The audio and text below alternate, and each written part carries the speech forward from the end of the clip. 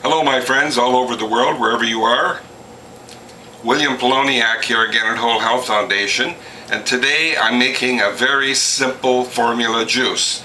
About 10 pounds of carrots and anything green from the garden, and I'm using collard greens. Let's take a closer look at my ingredients. In addition to my collard greens and my carrots, I'm adding 60 grams of turmeric, 1 whole garlic head, and 20 grams of ginger. Now before I start juice, I want to point out that I'm using the front-loading feed tube, which eliminates blowback 100%.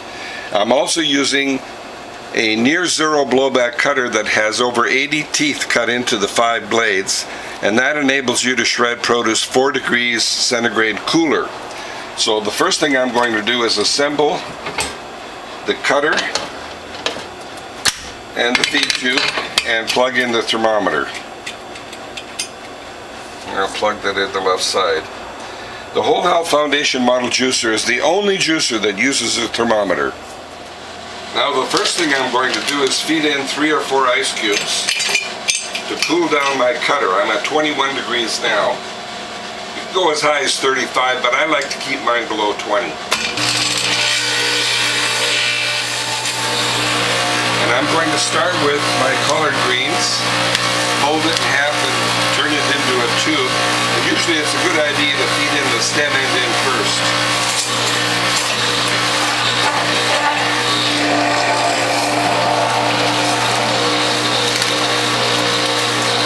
But you can do it both ways.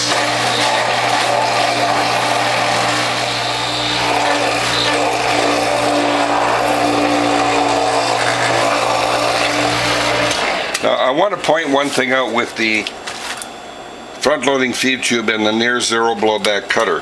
When you put in your first produce, you might get a tiny bit of blowback out of the chute toward the front, but it will never go up to your ceiling.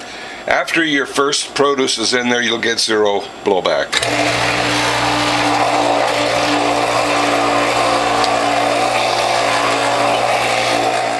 That I'm finished with my greens,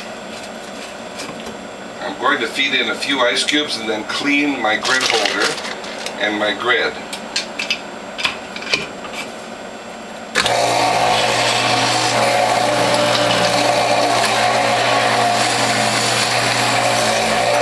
Now the ice has 2 purposes. One is to cool down the cutter and the feed tube,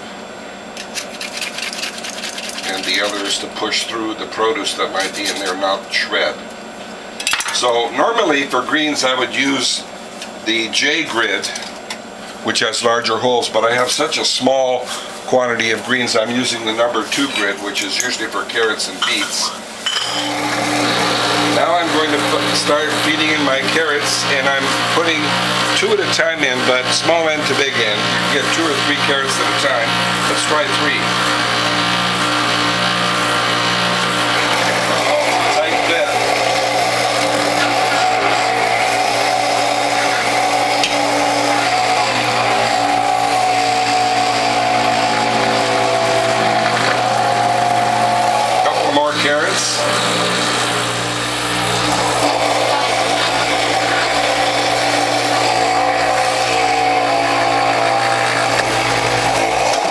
Now after my first few carrots, I'm going to clean the grid again because I want to make sure I got all the greens out of there.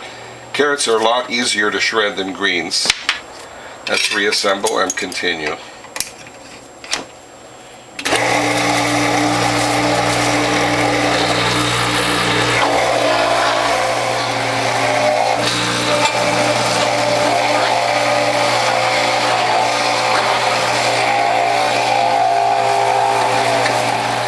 The last of my carrots.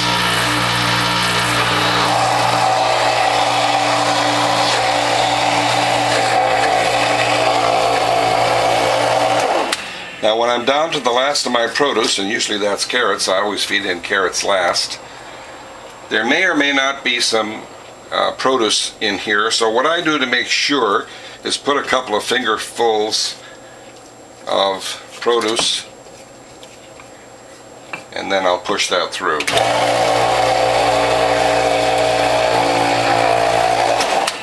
So the next thing I'm going to do is clean the feed tube, the grid and the grid holder, and then reassemble and then start pressing my juice. Now when you're cleaning your cutter, make sure you get the little plug of produce that's always stuck in here and in the end. And then clean it, brush away from you whenever possible. We'll set that aside and clean the feed tube.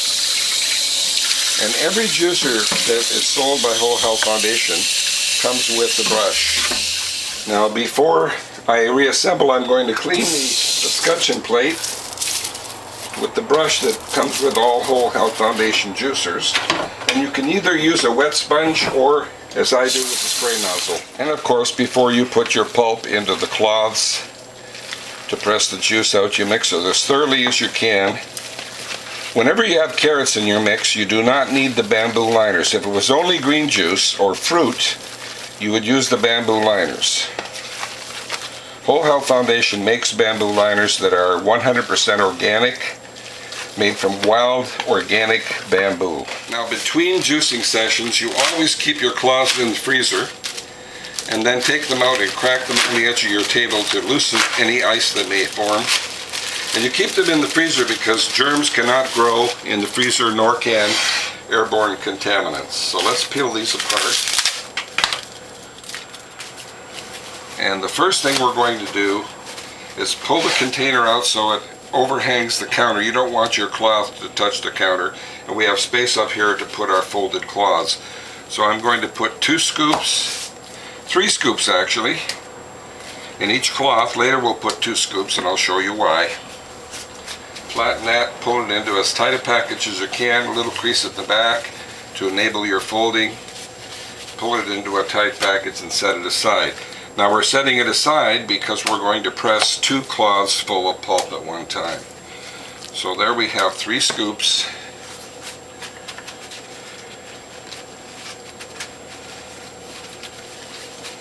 Now I have 1 cloth here that's white because last time I did juice, one of my cloths burst. It was 40 years old and it finally gave way. So 2 cloths into the press, make sure it's on the press plate properly, centered left to right, centered front to back, all the way back, back it off a little bit. And we'll continue. Now, here's my 6 cloth, less work method. This goes forward, that goes over, the spent cloths go on top, and you do not throw away the spent pulp. 2 more cloths full into the press. Centered left to right, make sure it's on the tray properly, centered front to back, all the way back, back it off a little bit. Now what you do for your 6 cloth less work method is you put 2 scoops on top of that already pressed pulp. Not 3 scoops, that would be too much. And if I had a larger batch, toward the end I'd only put 1 scoop on.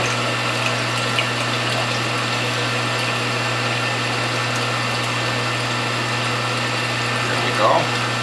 And when I'm on my last cloth, advance that all the way. I'll use my spatula to get the rest of this precious pulp out. I don't want to waste anything with the cost of produce these days.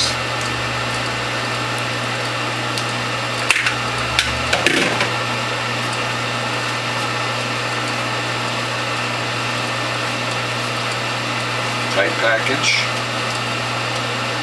This goes forward, that goes over, the spent cloths go on top. Again, centered, left to right, centered front to back, all the way back, back it up. Now you notice I have some juice in my folding tray, so I'm going to hold this very securely and slowly, and I mean slowly, pour this in to the collection bowl. And I mean slowly because the first time I did it, I was in a hurry and I got it all over my countertop. So that's that all. But to give the camera a good angle, what I'm going to do now is fill it from the back side so the camera gets a good view. And I'm leaving about 10% for filtered water. Now we'll pull this tray forward properly, and our last 2 cloths full of pulp are going into the press. Centered left to right, centered front to back, all the way back, back it off and turn on the machine. Now, with this spent pulp, I'm going to show you how we can get 10% more juice. And what I'll do is fold this into as tight a package as I can make. And watch my folding technique. I'm going to fold it under several times. 4 or 5, maybe 6 times. And in both directions. And while I'm pressing juice, I'll continue repackaging the spent pulp.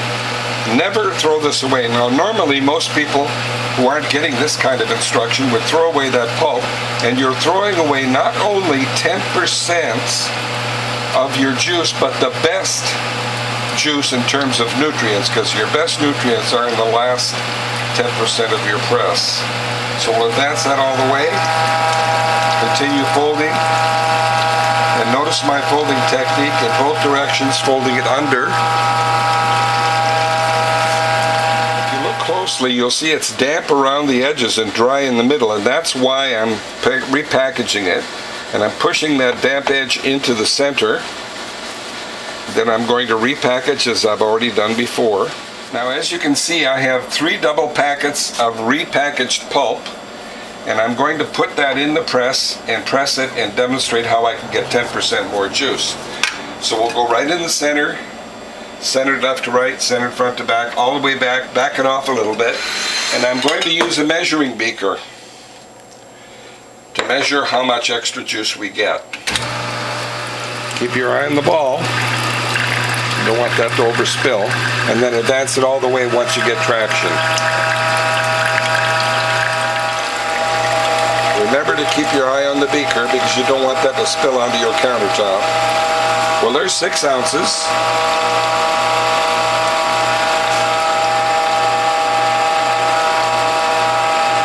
And we'll back that off and put in 2 more packets of pulp.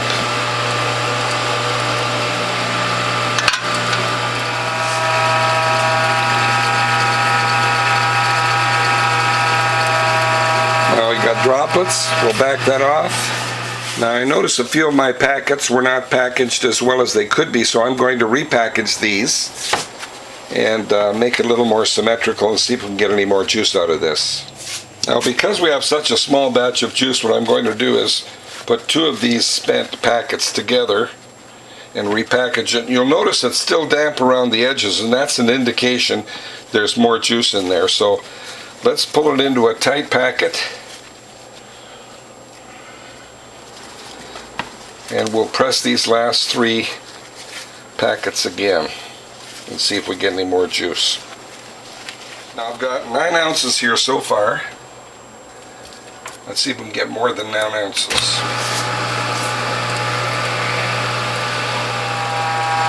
Now we still have a steady juice flow, and the reason we can keep this up as long as you want, unlike the Norwalk juicer, is we have a solid premium bottom plate that has a lifetime warranty. Well, there's another 14 ounces of juice. That's 1 more bottle of juice. That's at least 10% more. Here's a little tip that most people never do. There's usually a buildup of carrot or other produce around the edges that never gets clean. What I like to do is take a cloth before I clean them and press them out and clean around the edge. And that will loosen any pulp that's there. And rinse that. And next what we'll do is scrub off the pulp on each cloth, fold it, put it in the tray and press the water out. And you fold it in thirds just like it came in the package. And we'll continue washing these cloths until we're done.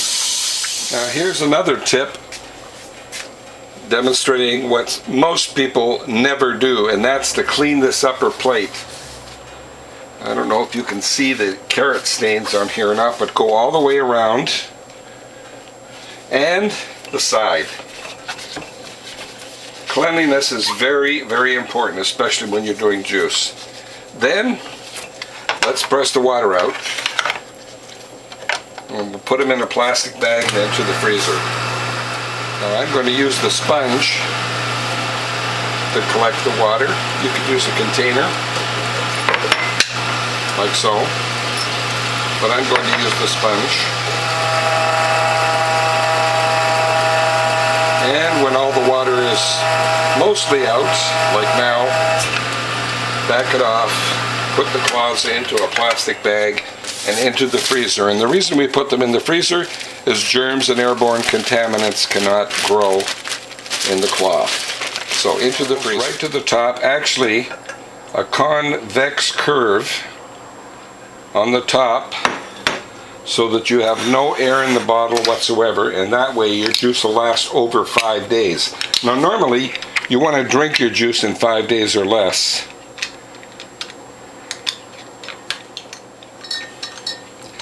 And we have 7 bottles plus enough for a taste test. Now for a taste test. Mostly carrots with anything green. In this case it was collard greens. And I have garlic, turmeric, and ginger. Oh, delicious. I can taste mostly carrot, a little bit of a bite from the garlic. Very delicious juice. Well, I hope you like what you've seen, my friends, and if you do, please tell a friend. If you'd like to call me, my phone number is 760-753-0321. My email address is developtrust@cox.net, and my webpage is wholehealthfound.com. And remember, if you want to buy a juicer or buy parts to upgrade your Norwalk juicer, give me a call or send me an email. See you in the next video.